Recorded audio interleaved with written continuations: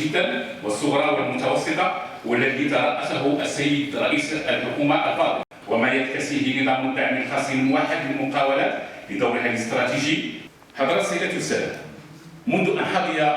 بثقة المولوية السادة المستثمرين وحاملي المشاريع ورجال ونساء الأعمال،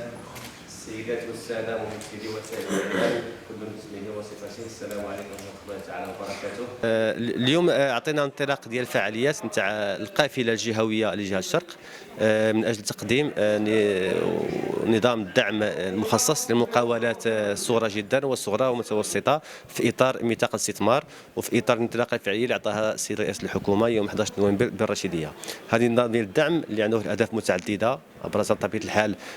ابراز مؤهلات ديال الجهه والقطاعات الواعده بها، خلق مناصب الشغل قاره ودائمه، التقليص من التفاوتات المجاليه عبر واحد العدد ديال المنح الترابيه، وكذلك تسهيل التمويلات وتوفيرها لواحد الفئه نتاع الشركات ونتاع المقاولات اللي كتمثل الاغلبيه ديال النسيج الاقتصادي ديال الجهه، واللي هي مهمه بزاف في توطيد الاقتصاد الجهوي وخلق مناصب الشغل. هذه القافله غادي تجوب جميع اقاليم الجهه باش تعطي هذه المعلومات لجميع حاملي المشاريع، جميع الفاعلين الاقتصاديين، المنظومه ديال الاستثمار، القطاع البنكي، مؤسسات التمويل، باش نواكبوا حاملي المشاريع، باش الحمد لله نشتغلوا ونكونوا عند في الاهداف اللي سطرها صاحب جلاله من اجل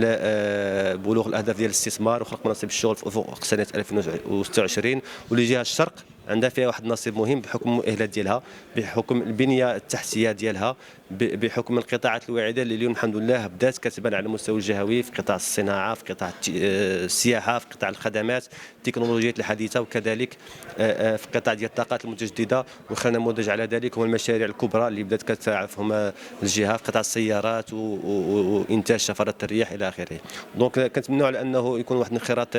كبير ديال جميع الفاعلين باش ننجحوا هذا النظام ديال الدعم ونمكنوا المقاولات ديال الجهه وبالخصوص الشباب حاملين المشاريع باش يستافدوا من هذا النظام ديال ميثاق الاستثمار. من ناحيه هذه القافله الجهويه كانت محطه هنايا في مدينه وجده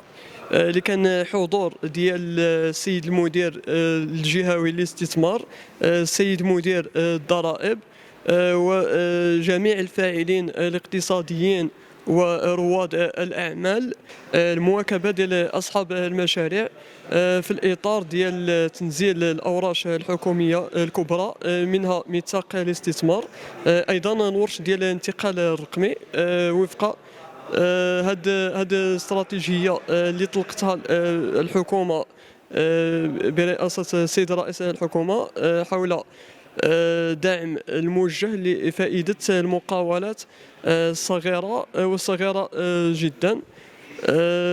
أنا جد سعيد أنني نكون هنا متواجد بمدينة وجدة